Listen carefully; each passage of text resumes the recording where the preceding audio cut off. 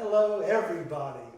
I'm back again, one more time to tell you the story of how 6 traveled through the world.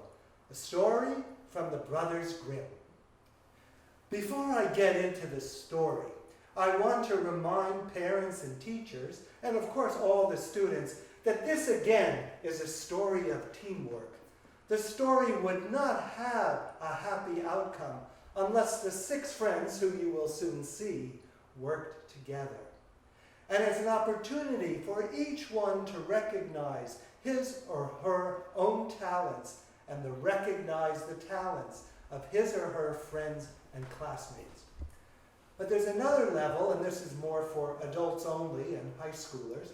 When we tell a story like this, we actually see in all 6 characters one human being spread out. The soldier holds it all together. Then we have the head people. The sharpshooter has the sense of sight and represents all the senses. And the man with the lopsided hat, he is the cool, objective, smart thinker. And then on the other hand, we have the strong man who has brute strength. And then we have the runner who can go fast, like a tractor. In low gear, strength, no speed. In high gear, speed, not so much strength. And in the middle, the heart and lung man, he's the one who breathes through his nostrils and represents all the entire life of feeling. So think about that. Think about how the 6 are one, and then, once upon a time, there was a soldier.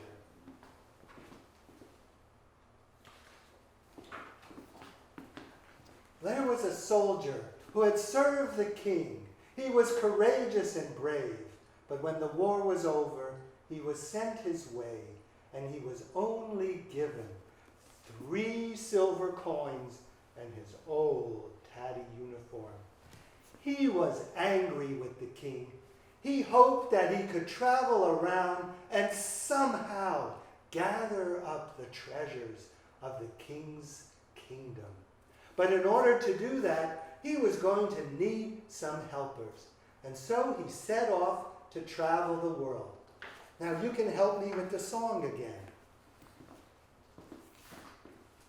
We'll travel the world together. We'll travel the world together. Travel the world together. The soldier, yes, he will.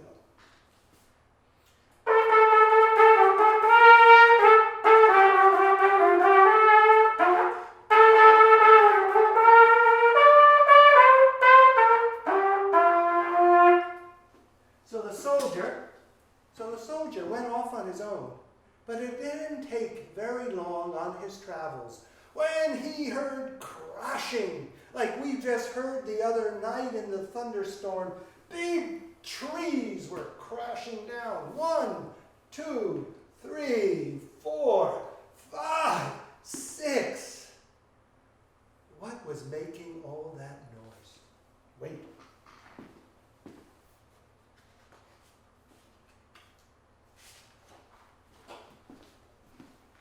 He came upon a strong man, a very strong man, who could pull trees out of the ground like you pull grass out of the meadow or weeds out of the garden. And he had pulled out 6 mighty trees. 5 already lay in a pile, and with the 6th one, he was tying them up. And the strong man said, "Wait a minute. I'll be right back. I'm taking these to my mother." Before long, the strong man was back. He stood next to the soldier, and the soldier said, "Strong man, I need someone like you. Will you travel the world with me?" And the strong man said, "Yes, I will." So help me with the song. And this time it's the 2 of us, we will.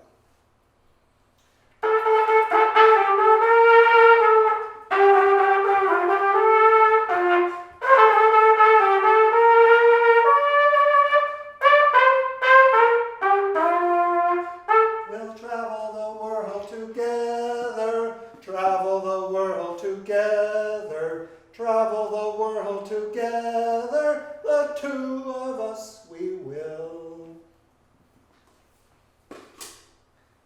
And then they traveled on just a little longer, and they saw a man who was crouched down on his knee like that, and he was holding a rifle.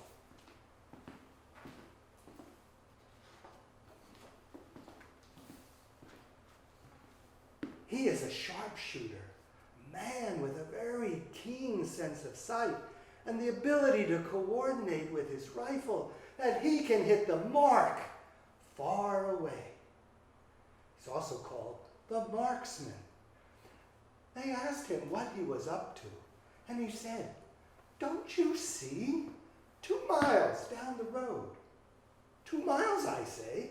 2 miles down the road, on the branch of that old oak tree, there's a fly. How big is a fly? I'm going to shoot out his left eye." Bam, they said. Bam went the gun. And they followed the marksman all the way to where the fly had fallen out of the tree. And sure enough, his left eye was wounded. "Sharpshooter, please," said the soldier, "won't you travel with us? We are traveling to find the king." And the sharpshooter said, "Yes, I will." So now there's 3 of them traveling together.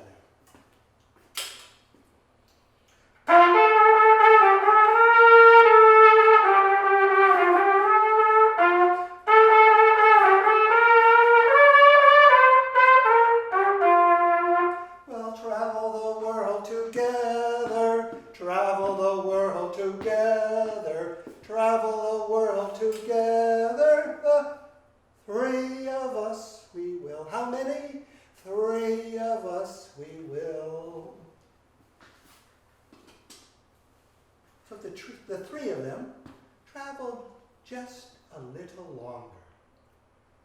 And then something amazing. They saw the windmills going around fast.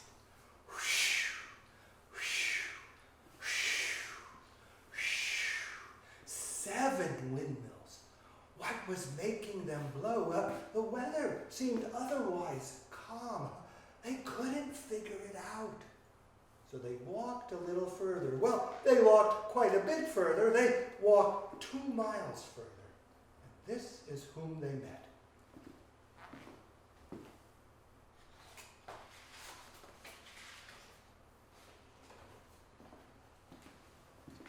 They met a man who had 2 fingers closing one nostril.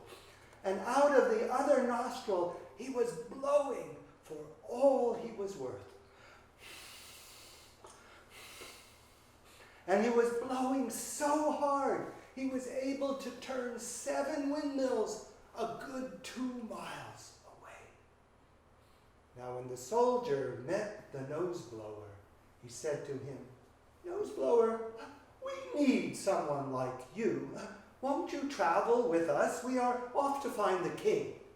And the nose blower stopped blowing for a while and said, "Yes, of course, I will come with you." And now the 4 of them went off together. Help me with the song. We'll travel the world together.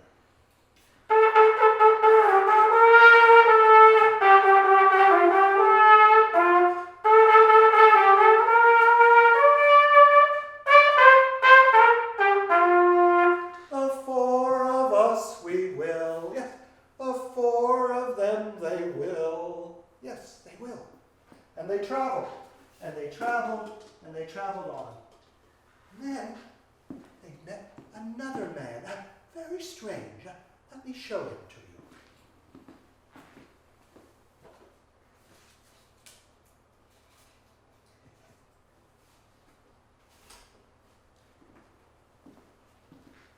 They met a man leaning up against a tree, and his leg was unstrapped and lying on the ground next to him.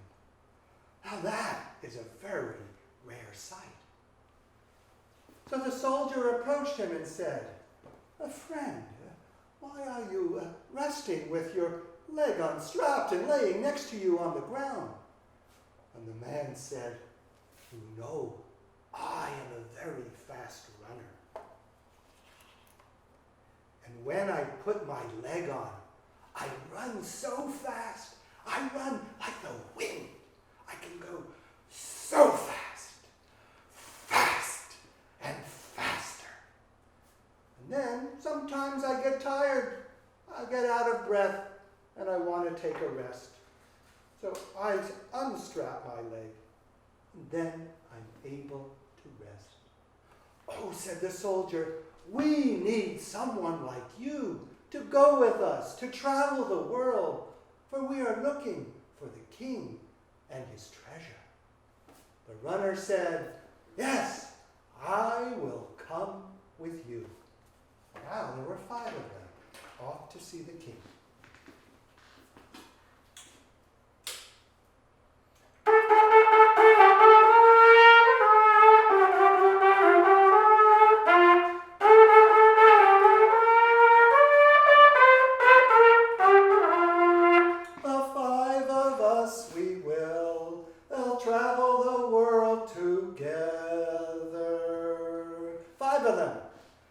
Traveled on, and it wasn't too long when they met still another man coming down the road, and there was something just a little bit unusual about him also. Let me show you.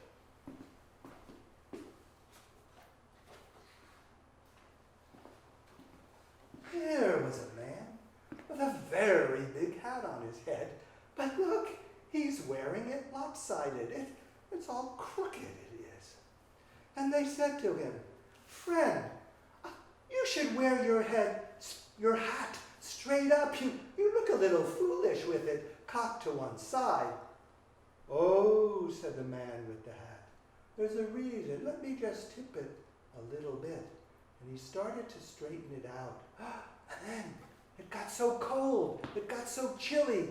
All the friends who had been hot and sweaty were now shivering. They were shivering so much.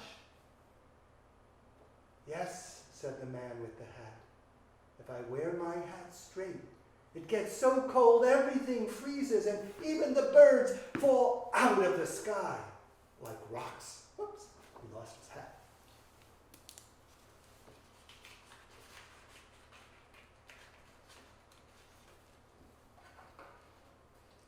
So the man with the hat agreed to go along. And now, how many are there? There's 6 of them together.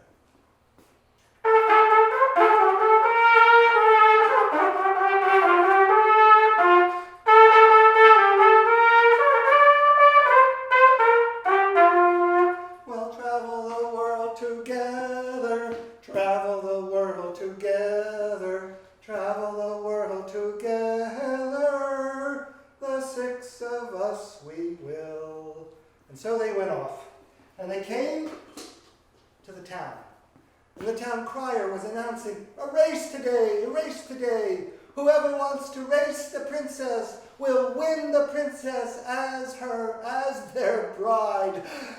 But if they lose, they will lose their head." Now the soldier was very interested in this. So he approached the king and asked if he could run, if rather his representative, his friend, could run for him. Of course, the runner. And the king agreed, saying, "Yes, but if your friend loses the race, he will lose his head, and so will you also."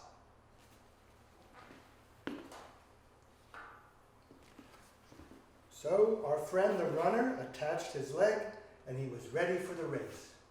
And there was one rule, that when you came to the spring, which was at the halfway point, you had to fill up a cup of water.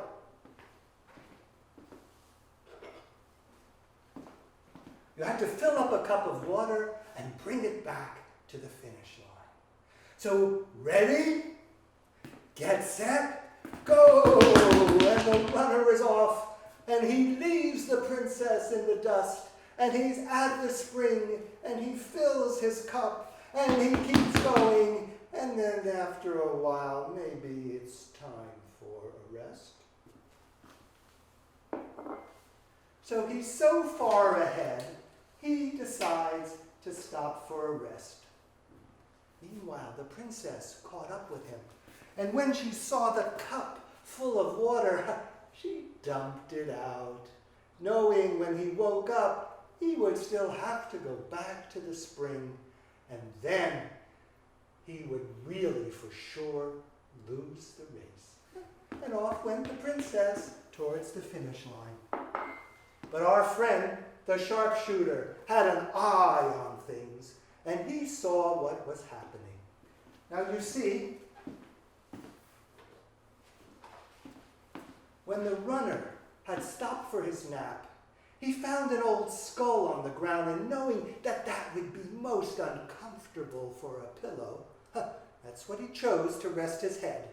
And so the sharpshooter went blam, and the skull moved, and the head of the runner fell to the ground, and the runner woke up, attached his leg, saw that his cup was empty, and off he goes back to the spring, fills up the cup, and now he's running to the finish line, and he is the winner. Oops, by 6 minutes, 10 minutes perhaps, well, a lot of minutes. And he takes off his leg to rest. Now the princess and the soldier are supposed to get married, and the king hates the idea. And the princess hates the idea, for he is just a common soldier. So there's a plan. The king invites them all to a banquet, to celebrate, to feast. They go into an iron room, and the king sneaks out, locks the door. There's no windows, and he tells the cook, make a fire underneath. Heat them up, cook them till they roast. And it gets hotter and hotter and hotter. Oh, whew. Is it the food that they were eating that made them so hot? Oh no, it's just unbearably hot in here. The man with the lopsided hat says, don't worry. And he straightens his hat, puts it straight on his head, and now everything cools down. The food gets cold. The floor gets cold. The juice turns into ice, and everything is just fine.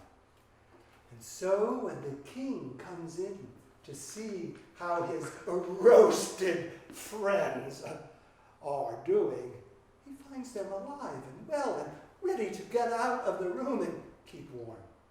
The king and the princess say, this cannot happen. The soldier cannot marry the princess. And he tells the soldier, I will pay you. I will pay you. Just go away. How much will you take? Oh, he says, as much as my man can carry. So now the strong man's turn.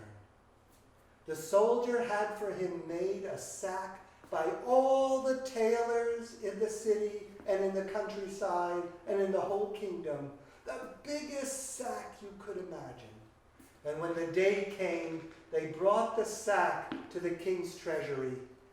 It took 7 men to load a ton of gold into the sack. But the strong man said, you haven't even covered the bottom. And then the king called his wagons, and they brought sacks and barrels and boxes of gold and riches, jewels and gems, 7,000 wagons. And they put them in the sack. The sack still wasn't full, but the strong man said, that's all right. I still have to gather it at the top to carry it away. So now the strong man is carrying the sack with all the king's treasures. And the king is very upset. as he sees the 6 friends leaving. All of his riches are gone, and he is but a poor man. So he calls his soldiers. He calls a regiment from the east and a regiment from the west, and he says to them, catch those 6 and do not let them leave the kingdom. Bring back all my treasure. Well, there's one left in the party who hasn't shown his skill. Have you been keeping track? It's the nose blower. When he saw the soldiers of the king coming, the armies from the left and the armies from the right, from the west and from the east, he put his fingers up to his nostrils and he started to blow. And he blew, and he blew, and he blew, and he blew. And oh, that was a windy day. And you should have seen all the king's men. They were caught up in the most amazing wind. They were like kites going up into the sky. They were like balloons being released up to the clouds, and they all just floated away. And when the king saw what had happened, he realized there was no way he wanted to have anything to do with this soldier and his friends. He wanted to be rid of them forever. So he sent them off and away from his kingdom.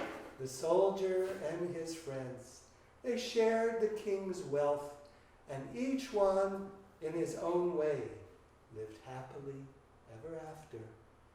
And the king and the princess, well, they adjusted to a different kind of life, because when the story ends, they have not a penny to their name. So let's sing our song one last time. We'll travel the world together, the 6 of us we will.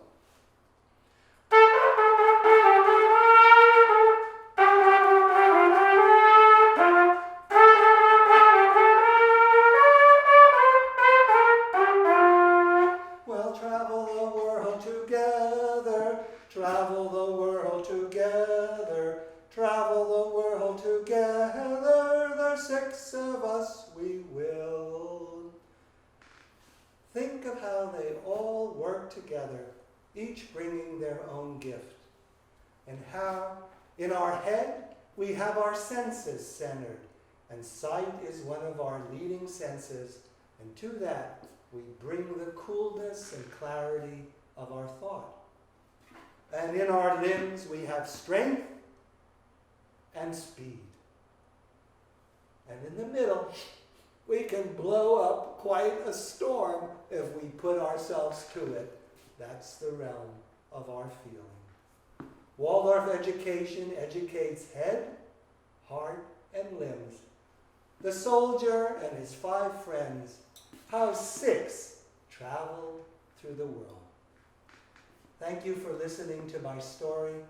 I'll still see you again with a new story up my sleeve. Bye-bye now.